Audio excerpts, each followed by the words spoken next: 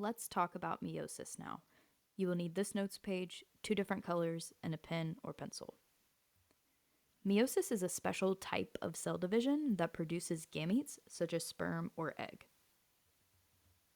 You can see a drawing of human gametes here on the screen. This process begins with gametocytes, which are diploid stem cells that will become haploid gametes.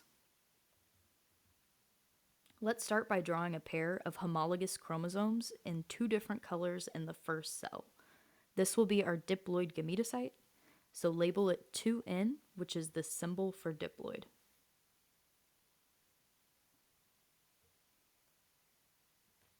DNA replication only happens once during meiosis, even though there are 2 divisions. This is okay since gametes are haploid cells that have 1 copy of each chromosome, instead of needing 2 copies of each like our somatic or body cells. In humans, these cells would have 92 chromosomes after DNA replication. Use your 2 different colors to draw 2 pairs of homologous chromosomes. Crossing over occurs during prophase of meiosis 1, shortly after the DNA replicates. We are going to use our 2 different colors to draw a model of crossing over. First, draw your homologous chromosomes. Each line represents a sister chromatid, and each color is a chromosome. The sister chromatids form an X shape and are joined together at the centromere, which is at the center.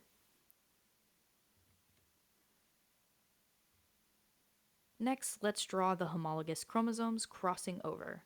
Here, they are swapping alleles.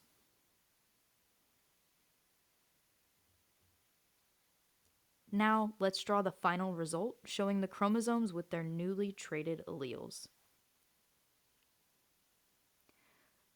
Crossing over increases genetic diversity by creating new combinations of genes. This is why siblings are similar but not identical. Each time crossing over occurs, it has the potential to create a new combination of traits. After crossing over during prophase 1, the cell goes through the rest of PMAT and then the first cytokinesis, or cell division. The cells are then diploid again. So in humans, this means there would be 2 diploid cells with 46 chromosomes each.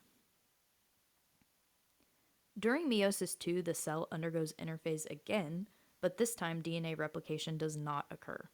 After the second cytokinesis, we end up with 4 haploid gametes that are genetically unique.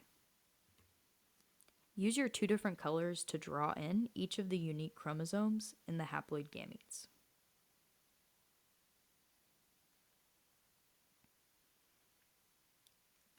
Let's add that gametes are haploid above the 4 gametes on your map and in your notes section at the bottom. In humans, haploid gametes such as sperm or egg cells have a total of 23 chromosomes. As you can see in your map, the gametes can have many possible combinations of alleles.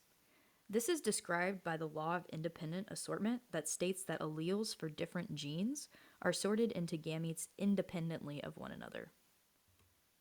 For example, just because you have brown eyes does not mean you will automatically have brown hair.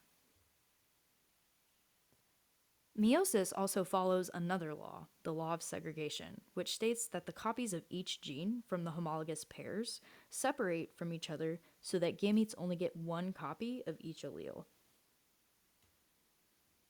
This helps to make sure that each gamete gets a copy of each gene instead of 2 copies of the same gene and 0 copies of another. However, like any living thing, mistakes may occur, and this is how we get things like inherited genetic mutations, such as Down syndrome or Turner syndrome, like we talked about in our previous mutations unit. Remember, meiosis makes 4 haploid gametes. Meiosis sounds a lot like the other type of cell division, mitosis, that we learned about previously. The key difference is that meiosis makes sex cells, while mitosis makes body cells. Mitosis makes 2 diploid daughter cells that are genetically identical, and meiosis makes 4 haploid gametes that are genetically unique.